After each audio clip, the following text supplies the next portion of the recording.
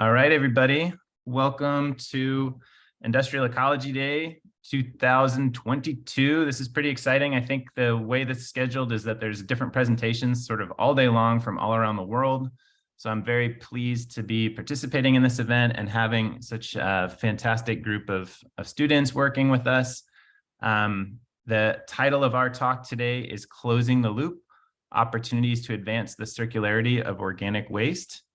And I'm going to be presenting briefly on the topic, but really I want to showcase the work of some fantastic graduate students that have been working across a number of different universities on this topic. We have Lauren Mabe from UC Davis, Catherine Rowen from RIT and UC Davis, Diana Rodríguez Alberto from Rochester Institute of Technology, or RIT, Shradha Shrestha from RIT, and Jake Hawes from University of Michigan.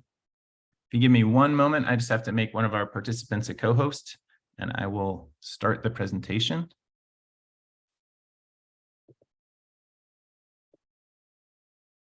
Okay. So I just want to briefly introduce myself. My name is Ned Spang. I'm an associate professor of food science and technology here at UC Davis. And the work I focus on is really the food, energy, water nexus and the topic of food loss and waste. That's where I would say 90 to 95% of my work is in these two topic areas.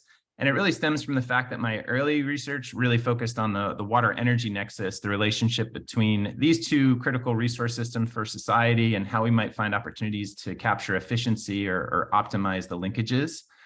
And then I was recruited to the food science department because they said they were hearing a lot more people were interested in food sustainability. And with me, they could get a twofer of understanding both water and energy systems. And so I started to expand into the food system. As I looked at the food, energy, water nexus, I realized we have such an important role to play in understanding the role of waste and how that can help us save resources, how we can be creative in how we treat waste. And that has really captured my interest and attention for the last few years. I also really appreciated when I looked at food loss and waste, how interdisciplinary the issue is. And when I looked around my campus, I realized there were so many fantastic researchers looking at this issue from an economic perspective, from an engineering perspective, and so on, that I actually set up a group of folks on campus to look at this issue together. And then also I'm a part of the NSF Recipes Project, which is a number of researchers working across the entire nation looking at this issue. And many of the students participating today are members of that project. Finally, one other project I work on is I'm a member of the Upcycled Food Association. So this is a group looking to turn edible byproducts into new and creative food products. So there's a lot of exciting topics out there, and I'm happy to kind of jump in on this topic with you all today. So just to set the context a little bit, if you are not familiar with the issue of food loss and waste, it's generally understood that about 30 to 40% of food is lost or wasted across the entire food supply chain, from the farm all the way to the consumer. This is roughly the estimate for the United States as well as globally. And also the issue really for wasted food, when it's sort of towards the end of the food supply chain, is most of it ends up in landfills. And this is an issue because when food breaks down in an anaerobic environment, when food's buried in a landfill, methane can be released to the atmosphere, which of course is a potent greenhouse gas. So we want to think about organics, where they're currently headed, how we can come up with alternative scenarios, and really think about this from a circular economy perspective. So I'm going to walk through some basic concepts here. I'm sure some of you guys are familiar with this, but it's nice to kind of level set for everybody before I pass the presentation on to the students. So our business as usual scenario is that we have our food waste and we have to transport it, and we transport it to a landfill for disposal, at which point we have some methane emissions. And of course we have carbon dioxide emissions as we haul the material from point A to point B. Meanwhile, we have in our agricultural system, we often use fossil fuels to create synthetic fertilizers that we also have to transport to grow our crops. So these are two parallel streams that we would say are linear flows. And if we're moving along this process of business as usual linear flows, the issue that we run into is accumulating emissions, whether it's carbon dioxide or methane. Both of them are greenhouse gases, and this is the issue that we're struggling with. So how can the circular economy help? Well, when we think about the circular economy, we're thinking about alternative treatment options for some of this waste. We're trying to think of this waste as food for some other process. A lot of what we'll be talking about today is the process of anaerobic digestion. So this is actually leveraging the problem we ran into before, where bacteria and microbes can break down material in an anaerobic environment and create methane. In a digester, we're capturing that methane and using it as biogas. Meanwhile, we're producing a nutrient-rich fertilizer that we can use to grow crops. What we're also avoiding here is that if we're using this nutrient-rich fertilizer to now grow crops, that can reduce some of the carbon emissions from creating synthetic fertilizers. We can actually put some of the carbon into the soil for longer-term storage, especially if we're using anaerobic digestion and potentially linking this process with things like biochar. And we're also avoiding those landfill emissions. So what we're trying to understand here is if we're enabling these circular flows, can we balance our carbon dioxide emissions or our global warming emissions? Or perhaps can we even secure negative emissions? And of course, a major issue here is that it's hard to avoid the hauling costs of moving the food to the treatment plant or the nutrient-rich digestate out to agricultural lands. So we'll have to think about some solutions to address this transportation cost or transportation burden if we're going to try to get to balanced or negative emissions. One project we're working on here at UC Davis is really understanding the scale of AD infrastructure and whether large centralized facilities really lock us into longer term transport of this material, making it harder to reduce those transportation emissions, and what's really the potential of very small systems that are embedded in the urban fabric. And are there opportunities to reduce hauling completely in some parts of the system where you could imagine an anaerobic digester for a multi-residential unit where there's no fossil fuel-based transportation, people are just carrying their food waste from residential area down to a digester. So when we look at this system, I look at it, of course, from a systems perspective that includes policy. And here in California, we have Senate Bill 1383, which is a really aggressive target for a policy to reduce food loss and waste from landfills by 75% by 2025. That's a tremendous shift in how we're disposing of this material. I also want to note what's creative about this policy is that it also recognizes that some of this food is still edible. So let's try to recover at least 20% of that currently disposed edible food and put it, put it to the charitable food donations or keep it in the food system. Let's try to prevent disposal or treatment in the first place. So what we have here in California as we seek this circular economy of organic waste or food waste is challenge number one. What does this infrastructure look like? How do we finance this infrastructure? How do we change behavior to enable more collection of food waste? There's a lot of work that needs to be done here. But another challenge that I think is sort of overlooked, everyone's very focused on challenge one, as they should be, it's very important. But we also have to think of what do we do with all this digestate, this nutrient-rich fertilizer? This is kind of a new product. Farmers and growers might not be as familiar with it. So there's a lot of work to be done here to understand how we really cycle these nutrients back into the circular economy. So we'll be talking about both these issues today as we talk through our panelists, which I'll quickly introduce right now. We have Lauren Mabe, who's a PhD student at UC Davis in my lab. She's going to be presenting on understanding the landscape of urban food waste and the siting and scaling of AD systems. Catherine Rowen, who's a student at UC Davis, also from RIT, and she's going to be talking about the adoption of small-scale anaerobic digestion, a social science perspective. We have Diana Rodríguez Alberto, a PhD candidate from RIT, talking about alternatives for management and utilization of anaerobic digestate. Shradha Shrestha from RIT, who will talk about geospatial modeling of the ecological impact of food waste digestate storage and disposal. And last but not least, Jake Hawes from University of Michigan, a PhD candidate that will talk about the potential for urban gardens as a sink for local organic waste. So I'm happy to turn it over to these presenters. I just want everyone to know this is a flash talk format. So these guys are going to be kind of racing through their presentations, but I encourage you to follow up with them if you have questions. These students are actively engaged in this research, and I'm sure would be willing to chat further with you if you're interested in some of their findings or approaches. So with that, I will go ahead and turn it over to Lauren.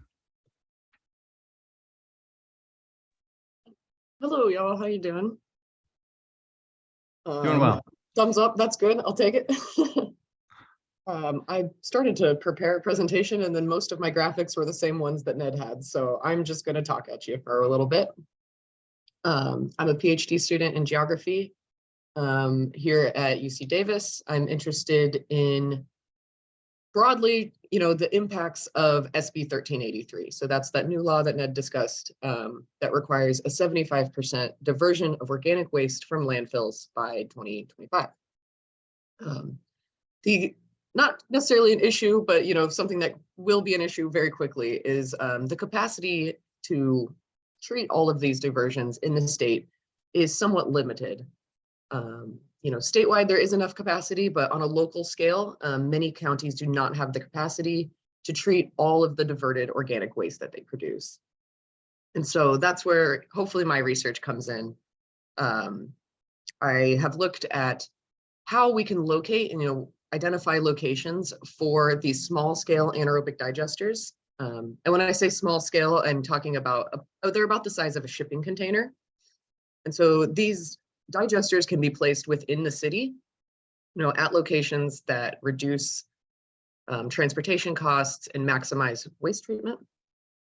And the purpose of, placing these within the urban area is to reduce the recycling boundary of this waste. And so this kind of the question of what's the ideal recycling boundary is really one that drives my research. And I really hope to look at this through the lens of material flows and how we can keep those flows kind of local, since food waste takes a lot of transportation costs. It's really heavy. And it has, unique transportation requirements, because it goes bad, it smells, things like that. And so I have taken kind of a spatial perspective of mapping food waste generators and using a clustering model to create clusters of these generators within which to place, these hypothetical anaerobic digesters. And then using a greenhouse gas analysis, not necessarily a full LCA, but we can start to kind of understand how the size of these clusters, the density of food waste generators influence this kind of spatial recycling boundary. How far can we transport waste to the AD in a way that still reduces, total greenhouse gases. But that's, problem one. If you remember, we had kind of issue one on Ned's presentation. The second part into that is want to expand that recycling boundary into that fully, cycling of this nutrients. And so in urban areas, the moving the food waste out of the urban area, moving that digestate, back to the land in order to be incorporated, grow more food, that's really going to increase the recycling boundary. Somewhere like, central Los Angeles doesn't have large factory farms in the way that somewhere like here in Davis would have. And so this really points to a couple needs. It points to the need for more, it points to the need for more, waste management infrastructure in general, but B, it points to the need to place these in such a way that we can reduce hauling burdens, not only in getting the food waste to the facility, but getting the digestate away from the facility. And then also, since, these smaller scale facilities have the potential to also help increase things such as, not only sustainability, but a social equality. If a large processor is creating a ton of food waste, ton being, metaphorical, not literal tons here, and they're able to handle their own waste instead of transport it around, potentially affect other communities. That's really going to increase, the social justice metrics of whatever metric you're deciding on here. That's going to help increase those metrics for the system. And so scale and siting is something we're not quite sure on yet of what is the correct for food waste. But as a geographer, I would like to think that what correct for the food waste on scale and siting is definitely going to be different based on where you are in the world. And so that's something I hope to continue to investigate through my research. Let's see, where am I with time? I think I'm doing all right with time.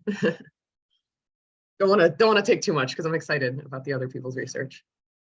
No, I think that was a great overview, Lauren, and we can circle back to everyone's research, I think, questions at the end. So I think it might be better just to kind of blow through all 5 presentations, and then we'll have plenty of time for discussion amongst ourselves and to dig deeper into some of the issues that come up. So thanks very much, Lauren, and I will turn it over to Catherine. Awesome. I do have a couple of slides to share.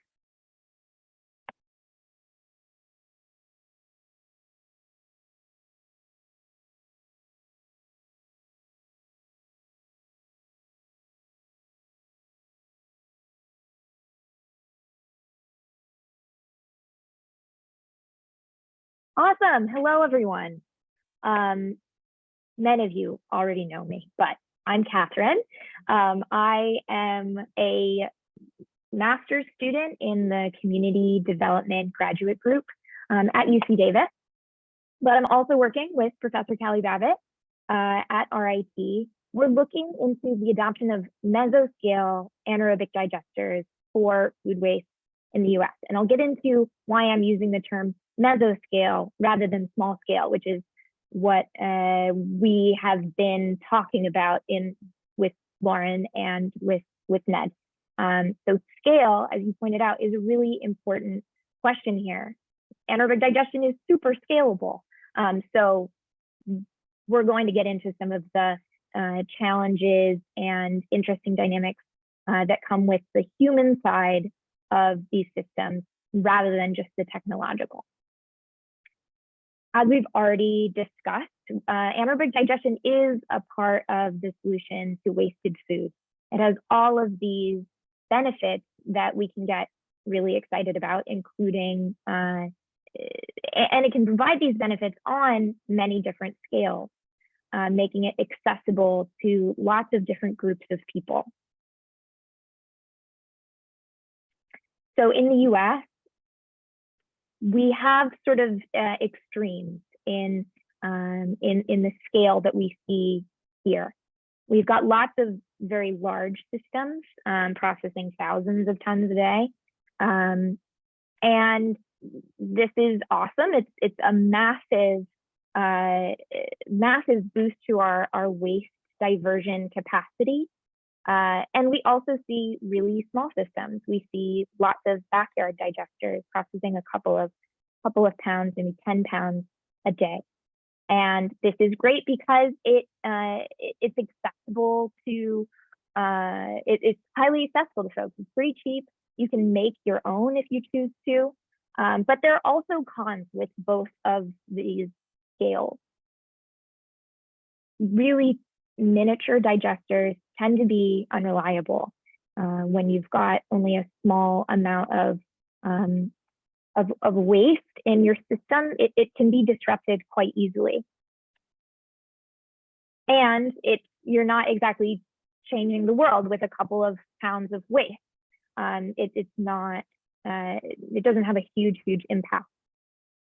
The cons of a large scale system are the expense, the incredible barriers to construction and permitting.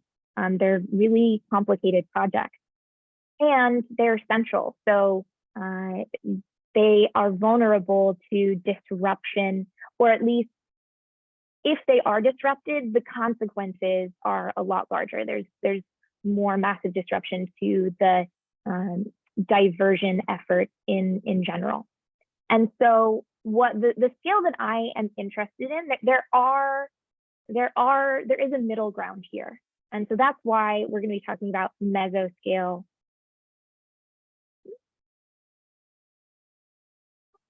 There we go. Okay.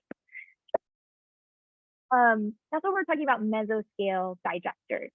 I'm using the term mesoscale, but my definition is less than 15 tons a day. So we are talking still pretty small. There are, in some ways, mesoscale digesters take the best part of the two extremes. There is a smaller price tag. These are systems that are accessible to communities, to organizations, to businesses.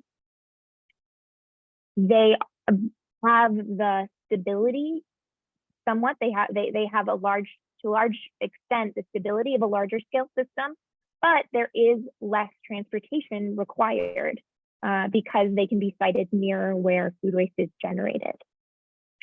However, these systems are still pretty poorly understood. The economic viability without a lot of support from the government is still pretty unclear.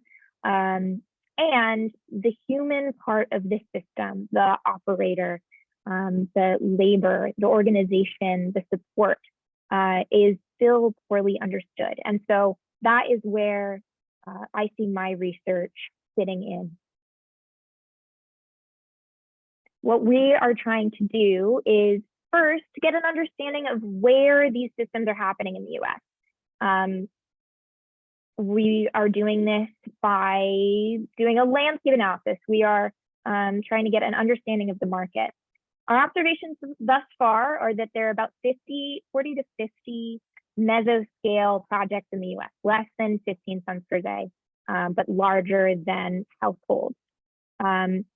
These are still very preliminary results. We are still really in the middle of this, so these numbers will probably change, but in our estimation, 58% of these are in active operation. It's likely lower. We're still trying to figure out who's still operating. 23% of these are in the planning stages, so will be coming up in the next couple of years, and 18% of these are shut down, though a lot of those are pilot projects, so they were planned, the shutdown was planned. These are used in a hugely diverse set of contexts. They're used for research by institutions like universities and schools, businesses, communities, farms, food banks, and nonprofits. This is awesome to know, but we can't quite yet understand why these systems are popping up, where they're popping up. So we need social science to understand the human side, the decision-making that went into pursuing this technology because there are economic and technical challenges to overcome. So where is the willingness to do that coming from?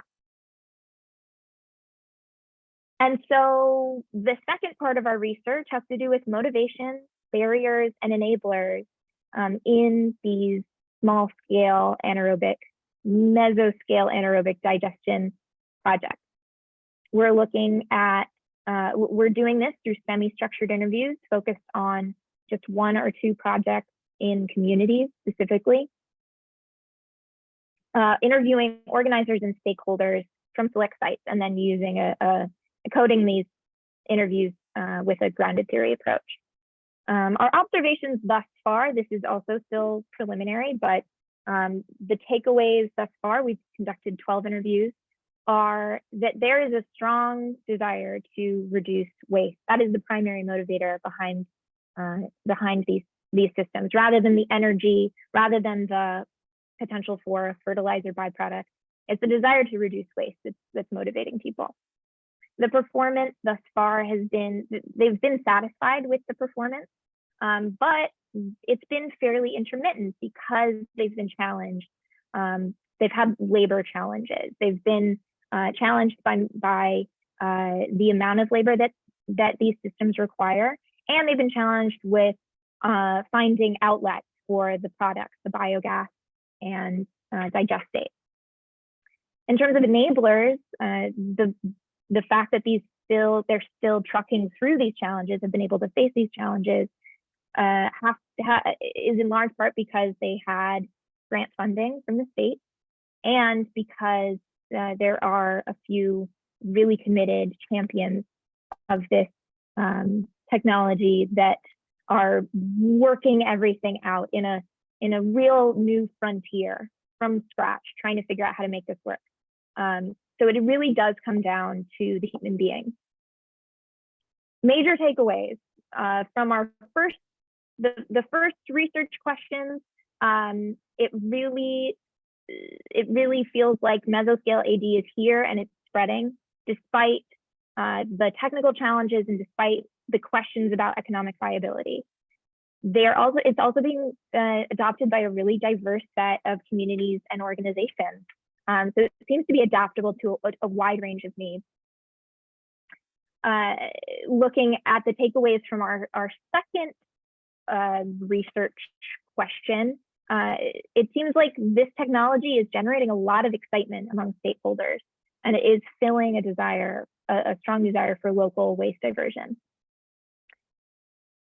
Something else that I have been taking away is that I've been struck by the fact that these systems are small and are portable has let the organizers respond to challenges and adapt this system when sort of the first plan doesn't work.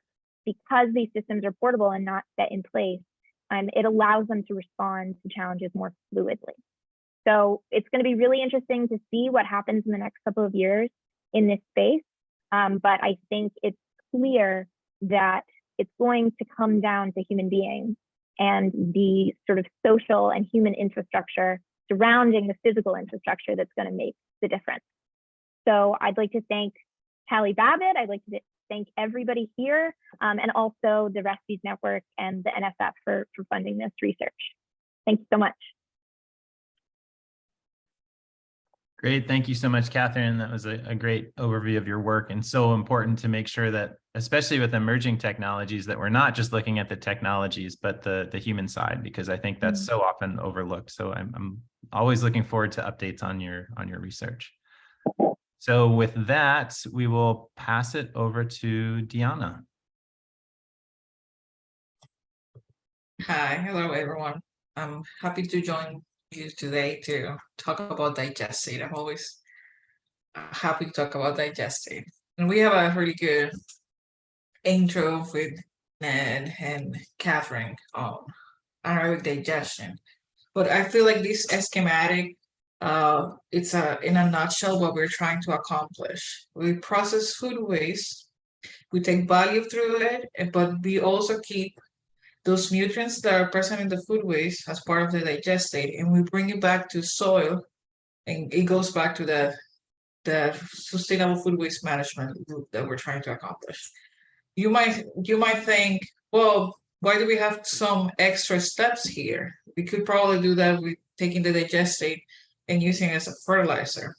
But what we have found is that the field spreading of digestate has some environmental risks that are related to, since it's great that it's so full of nutrients, but that's also a burden because those nutrients can easily run off and end up in waterways and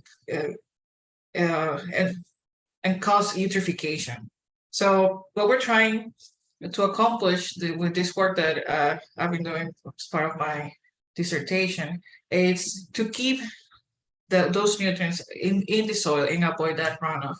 And what our solution to this is a process called thermochemical conversion. And we had two approaches to this integration of thermochemical conversion and anaerobic digestion. One is looking at digestate, and let me go. Looking at digestate and turning that into biochar, which is a carbon-rich material, which has great properties as an absorbent and also as water retention. It's usually used as a soil amendment. So, and let me see if I can use a pointer. So as you can see, in this scenario where we're looking at transforming solid digestate into biochar, we have food waste and cow manure going to the anaerobic digester. Then we get the digestate, which is separated into a solid and liquid fraction by some type of physical separation. Usually it's a screw press. So what we propose is transforming this solid digestate through thermochemical processing into digestate biochar, and using this material and its good absorption properties to recover the nutrients present in the liquid fraction of digestate. So we're pretty much what we call treating waste with waste. We really wanted to make use of materials that were already readily available in a digester setting or a farm setting to be able to accomplish this.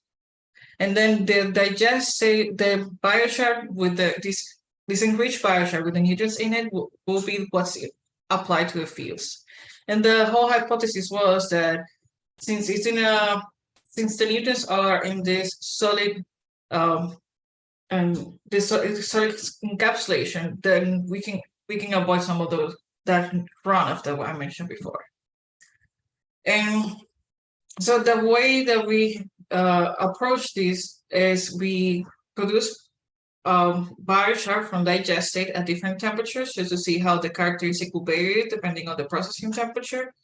We run some absorption trials to see how well it worked as an absorbent of phosphate in particular, and use that information to do a mass and phosphate balance to see in an actual setting, how do we produce enough digestate to be able to transform it into biochar and do the treatment of the liquid digestate. And what we found out is that for the one case study that we did in particular, we only have enough production to absorb 20% of the digestate of the phosphate present in the digestate. So it was not enough to absorb all the phosphate present. So we are assuming that this is not enough to avoid that nutrient runoff that we were expecting. So we went with another approach, and this is still, as I mentioned, keeping to it's pretty much the same players, but we just have a new configuration. So now we are working with a dairy manure biochar, and we started with cow manure, which is separated into a solid and liquid fraction. The solid manure is processed through thermochemical processing and becomes manure biochar. The liquid manure goes into the anaerobic digestion along with food waste.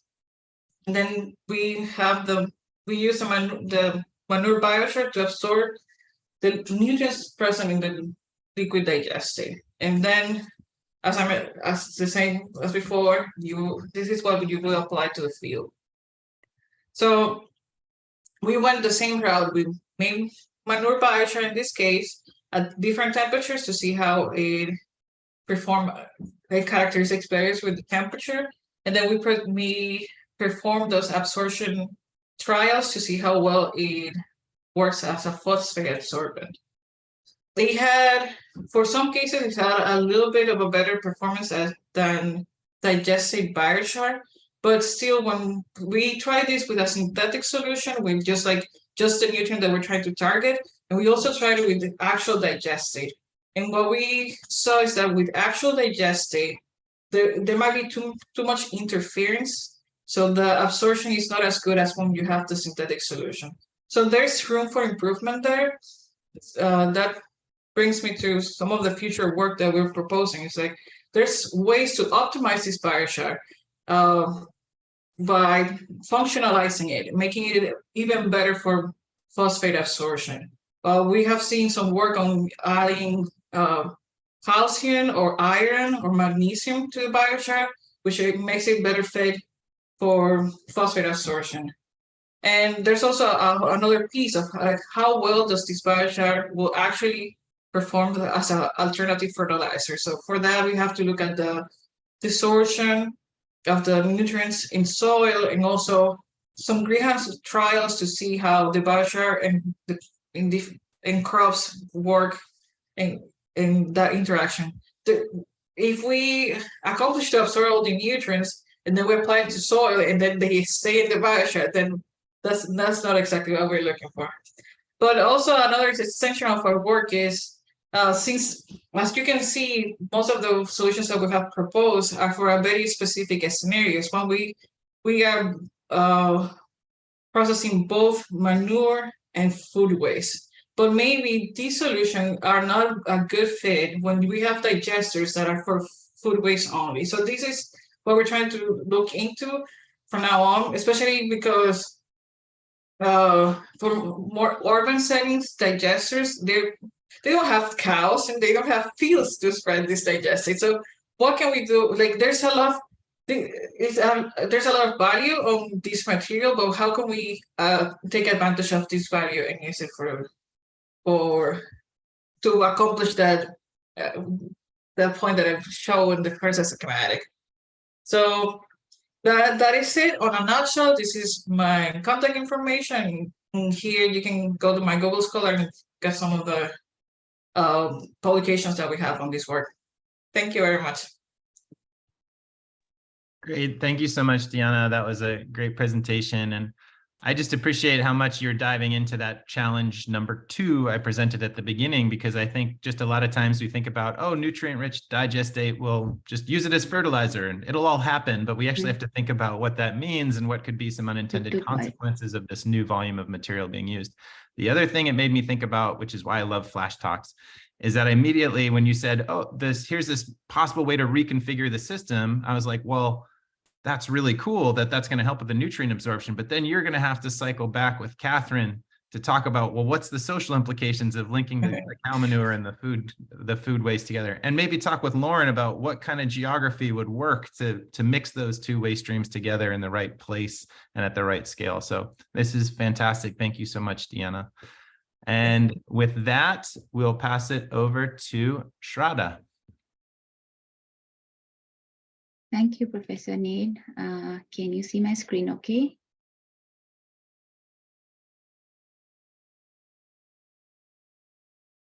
Yes, we can see it perfectly. Okay. Now beginning. Hello, everyone. I'm Shradha Shrestha. I'm currently a GIS specialist at American Farmland Trust. This talk today is focused on my MS research at RIT, working with Professor Christy Tyler, where I research ecological implications of food waste digested disposal. By now, we are already familiar with the statistics and severity of food waste problem in the world.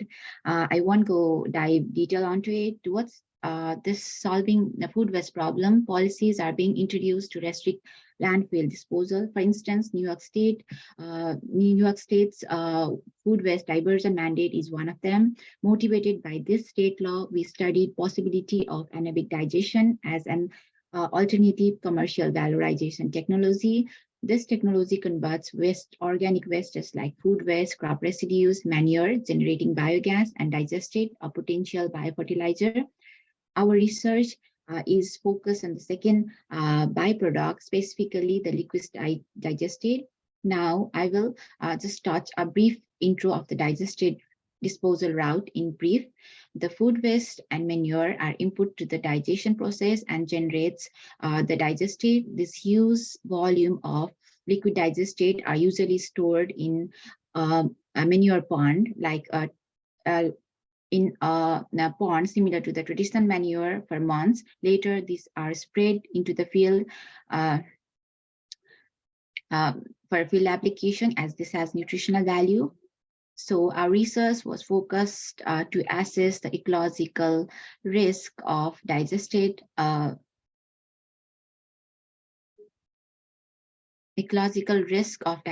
disposal under baseline and enhanced food waste scenario, focusing on the nitrogen losses.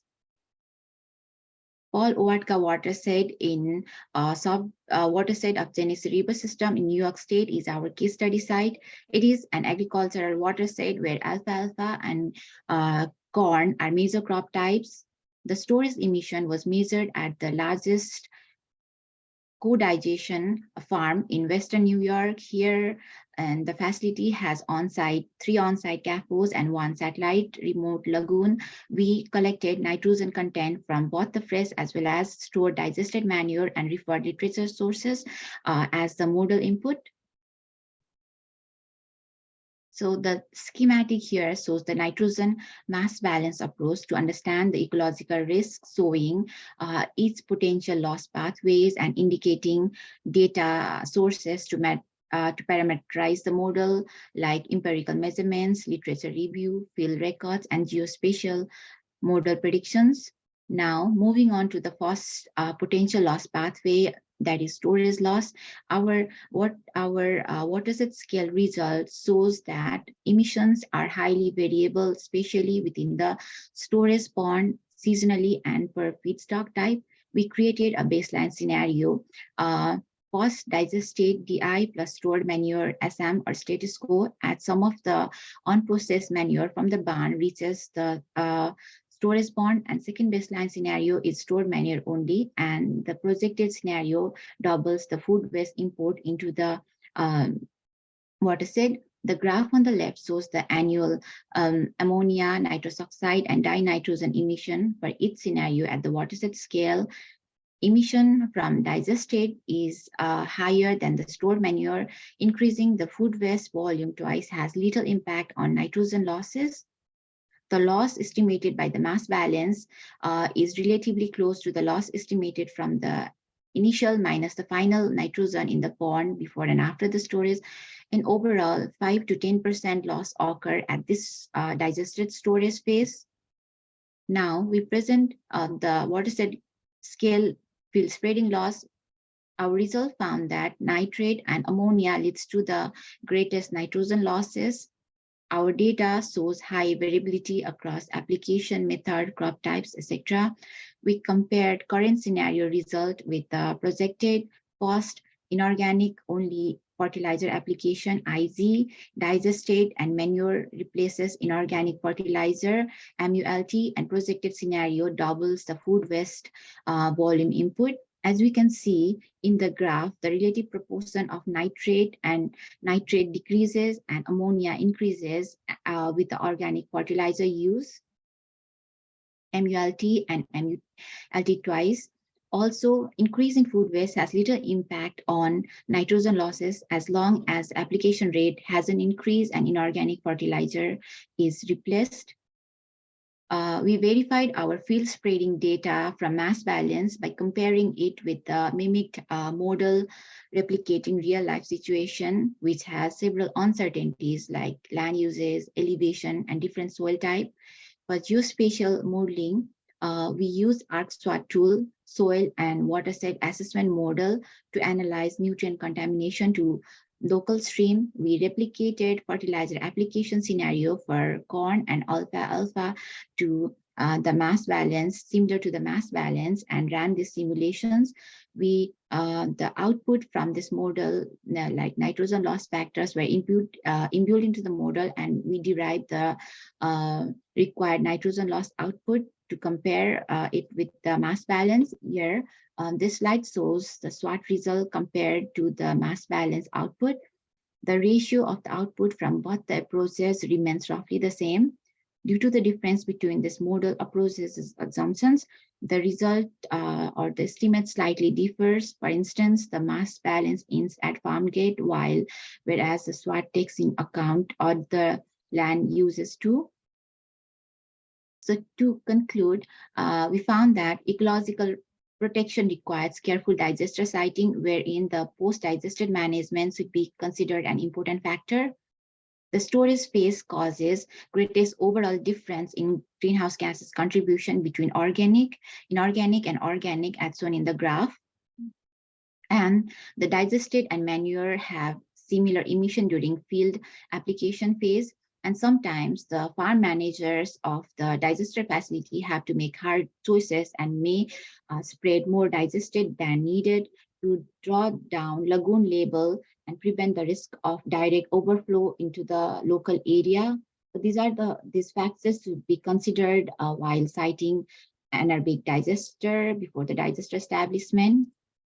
So this research was funded by National Science Foundation's Infuse project and performed in collaboration with RIT College of Science and Rochester Institute of Technology. Thank you. Great, thank you so much, Shradha. And of course, that links to exactly what Diana was talking about, worrying about how just because the nutrients are there doesn't mean they're going to their most productive use when you put them on the land. In fact, we could be creating some additional ecological challenges. And there's such a nice tension between your model, which is showing some flows into the environment that are unwanted, and what Diana is trying to do, which is kind of hold on to some of those nutrients, but not too hard so that they're not available to the crops when they're put on the soil. So again, another really nice kind of synthesis of ideas between what we're hearing today. Okay, so I'll pass it along now to Jake. Great. Thanks, folks. This has been really interesting. Let me get this shared. Hopefully you can now see the start of a PowerPoint.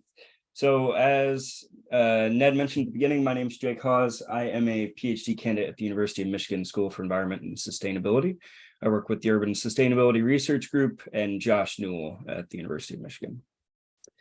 So my question today is basically, how does urban agriculture fit into all of this? We've been talking about food waste, and we've been thinking a lot about how we can try to circularize food waste. So where does urban ag fit in? And Lauren kind of foreshadowed some of this when it came to the uses of food waste in urban areas, but also, we have a lot of different mechanisms for recycling food waste. And ultimately, that's going to affect how this all plays out. So I've tried to synthesize some of the ideas of my research in this presentation, and I will try to keep it as short as possible so that we have as much time to discuss, because I think that's the exciting part here. So moving forward. Since this is an industrial ecology event, I thought I would give a quick peek beneath the hood, since there are some folks who might be interested in how I'm estimating the capacity of urban gardens to be useful in the context of food waste. So we'll go through the basics. Basically, we use a combination of social surveys, LCA, and material flow analysis to estimate the impacts of urban ag on cities. And I'm going to skim through some real quick slides to give you some perspective on that. So we've published a few papers on this. The first one that came out was basically trying to understand the social impacts of urban ag. And the general idea is that it's good for the people who engage in it, people who have access to it. And there's a lot more to be read about this in this paper over here. It also is, at this point, fairly well understood that it can grow a variety of nutritious, culturally relevant foods. And I guess for anyone who's familiar with New York City, you might find it interesting as an example of this, that collard greens is the most common food that's grown in community gardens in New York City in the sample that we took. And that has to do a lot with the fact that they are predominantly black-led gardens, and that's a really important staple crop in Southern and African-American food in the United States. It's also worth pointing out that it can actually be more productive than conventional ag in some cases. And you'll notice that all of these graphs are coming from a paper that's in press and should be out soon, hopefully in the not so distant future. So if you want to see that, you can always reach out to me. My email's at the end of all this. And last but not least, on the topic of inputs, UA tends to use a lot less synthetic inputs, and in fact tends to rely predominantly on manure and compost as their sort of nutrient inputs. So that leads us to the question of what all of that means for cities. And so what we've tried to do is understand the overlap between the sort of input-output analysis at the site scale, and as we start looking at the city scale, how we can plan for more sustainable and resilient urban ag. So the first question is, what's going on now in these cities that we're interested in? So the two case studies that I'm going to present about today are Detroit and New York City. And those are largely the case studies because, of course, I'm at the University of Michigan, so we work a lot with Detroit and the folks at some of the Detroit centers and nonprofits there. And then New York because of the Few Meter project, which is where we got all of those data from for the input-output analysis and the LCA. That was a multi-country study that was funded by NSF and ERC, and I'm happy to talk more about that if people are interested. But the general idea here is that there's a challenge that is presented to policymakers because there are a lot of benefits for urban ag, but not everyone has access to them because access is really determined a lot by geography, right? And so it's not clear who always has access. Today, Detroit has about one garden for every 5,000 residents, which is a lot, relatively speaking. And there are about 16 hectares, again, quite a bit for a relatively small city at this point, about 700,000 people. But they don't provide walkable access to most residents, as you can see from the map. And based on our estimate, they're probably only producing vegetables for a day or two. If we think about compost, then actually the gardens as they stand in Detroit today would only require about 4% of the food waste for the city to provide all the compost they would use in a year. And I'm happy to talk about how I estimate those numbers, but basically it's using the compost use at the Few Meter gardens and applying that across the board to community gardens. So we can come back to that. If we think about this in the context of New York has quite a few more community gardens, but quite a few less per capita. So you see they are extremely clustered, which means that access is very differential across the city. And they're producing a whole lot of food, but it's not actually all that much when it comes to, thinking about how much is needed to feed 8 million people. So less than a day's worth of food, and consume less than 0.5% of New York's food waste if we basically provided all the compost that they needed directly from food waste in the city. So this raises the question of, what do urban agriculture futures look like in these cities? Because I think that it's really useful to understand what's happening now, but ultimately urban ag is growing rapidly in a lot of different cities. And there are a number of different cities, including several in the United States, who have included urban ag as part of their resilience and sustainability plans. And so once we start asking questions about what the future of urban ag is in these places, then it becomes really helpful to actually start to do some sort of strategic planning related to things like food waste recycling, right? So that's what I'm going to talk about a little bit today, just some of the initial results we have from the food waste recycling spatial strategic planning study that we're working on. So this is just, I think, a helpful visualization for folks who maybe are interested in spatial analysis, but not so familiar with it. I'm going to run through some kind of ideas of how we get to a suitability analysis. So we start with land use. And again, don't bother reading all this. I'm just going to skim. We'll come back if people are interested.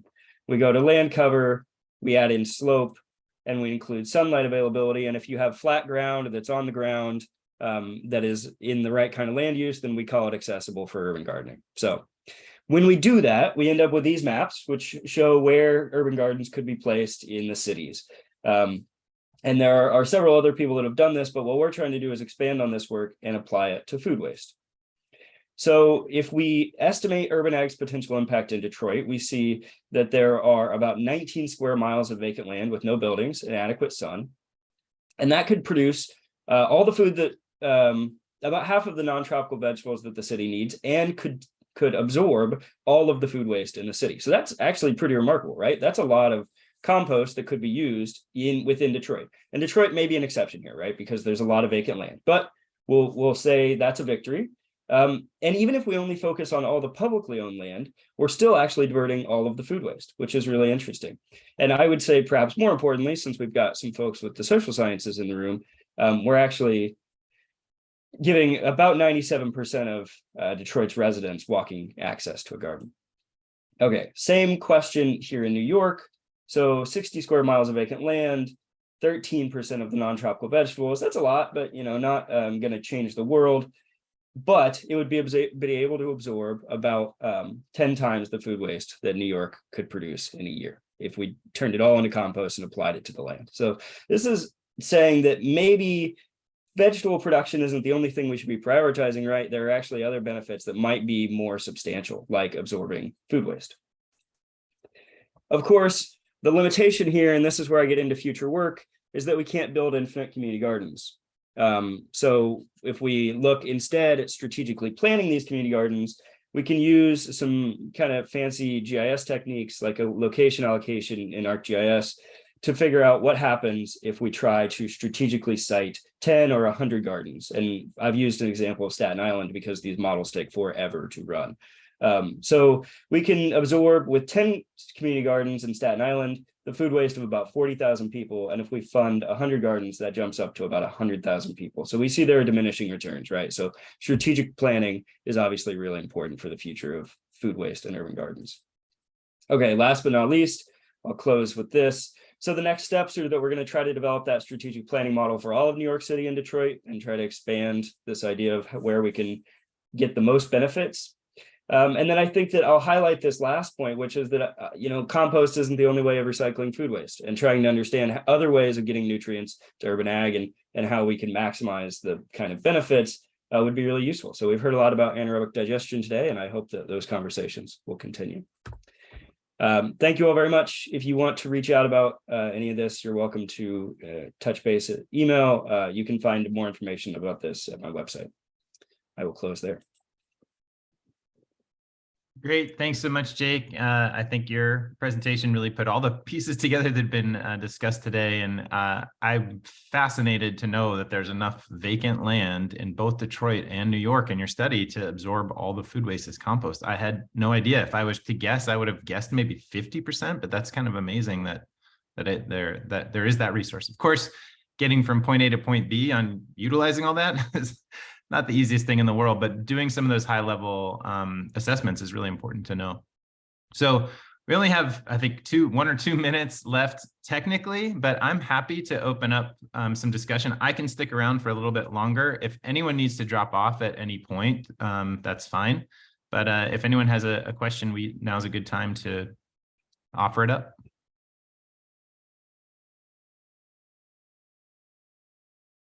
I would also offer our panelists to ask each other questions if you have them. I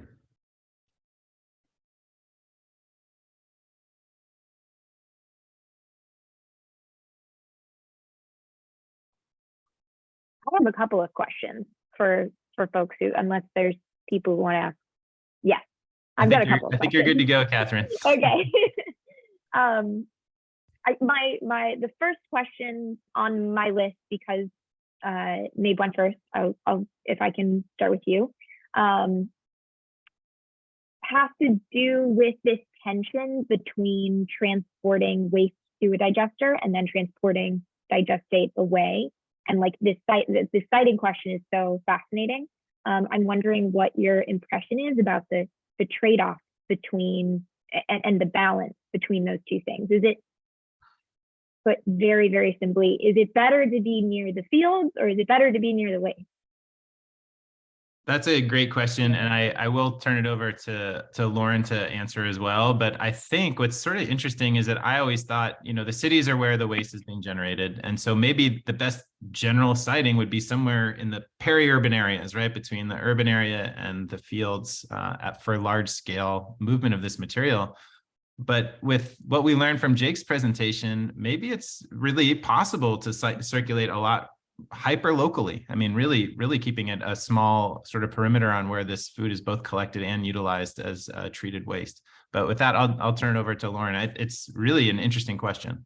Yeah, I mean, that is kind of my answer. It's I think Jake's research really points to, how food waste is really meant to have very small, recycling circulation boundaries. I will say, like, on a practical sense, hauling digestate and hauling food waste is very similar. They're both really like liquidy and gross, for lack of a better word. I would almost say that it's better to be closer to the generation though, just because our current system requires a truck to stop at every house and pick it up. Whereas, once the digestate is at the digester, that's one truck picking up all the stuff, taking it all one way. Mm-hmm. So I would think closer to generation would be better, but I think the answer in realistically is a lot more nuanced. Yeah. And it gets complicated when you are imagining these distributed systems where maybe that dynamic isn't as strong. Maybe, maybe you do have to have a truck collecting from all of these different digesters, depending on where the digestate is getting used.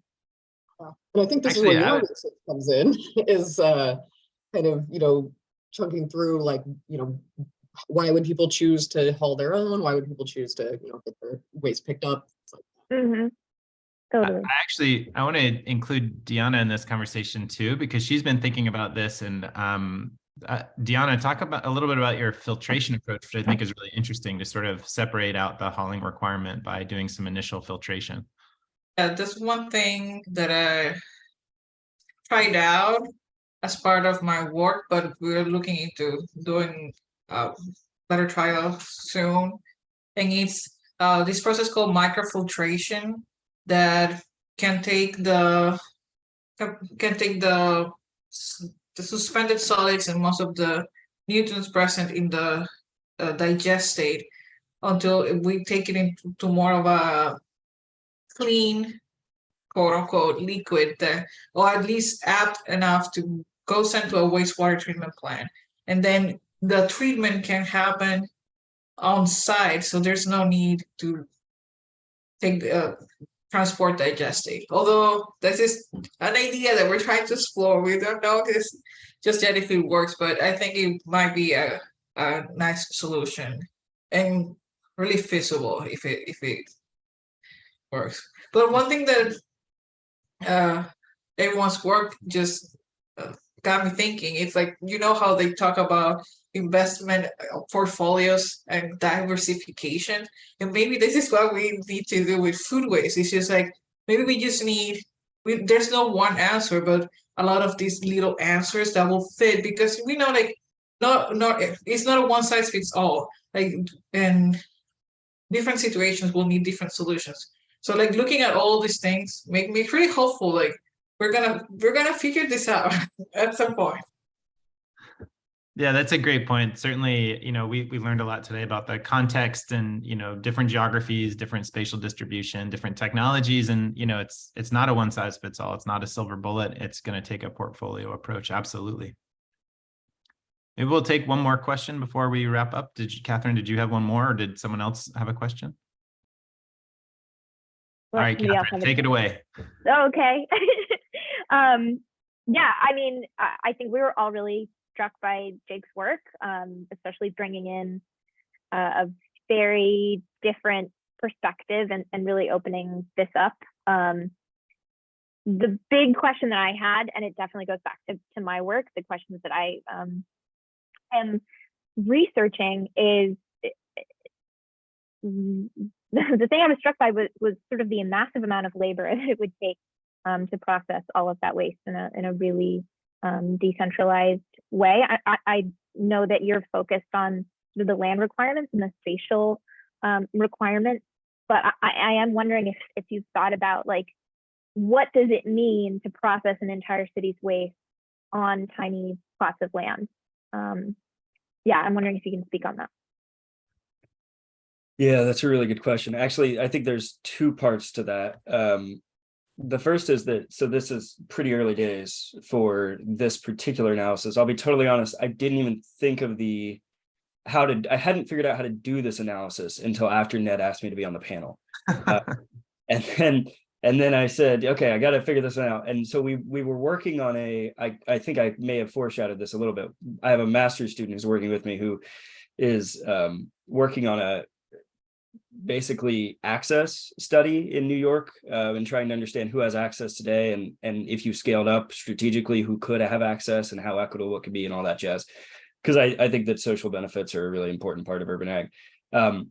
And so I used a very similar method to what he has developed to do this study. What it does not take into account there are at least two things. The first one is that it doesn't necessarily account for the space that would be required to actually like generate the compost, right? I need to do more digging into the few meter gardens to figure out allocation of space to compost versus gardens and how that might affect this trade-off, because it was not well recorded in some of our initial data analysis, because that wasn't the focus of the study, the one that's coming out in agronomy for sustainable development. So I need to figure that out first. If I can figure that out, then I think a really important question is there a trade-off between this idea of walkability, accessibility, and labor for the gardens and for the compost? And I think there probably is. I suspect there's a trade-off that basically says, if you limit the kind of planning of these gardens to an 800 meter radius or something that's traditionally defined as walkable, then you probably can't get enough folks to actually manage all of the stuff that would be going on, whether it be compost or just gardening. And that is, I think, going to be a part of the next study, which basically is going to ask the question of what are the trade-offs between sustainability, resilience, and justice when we start thinking about different I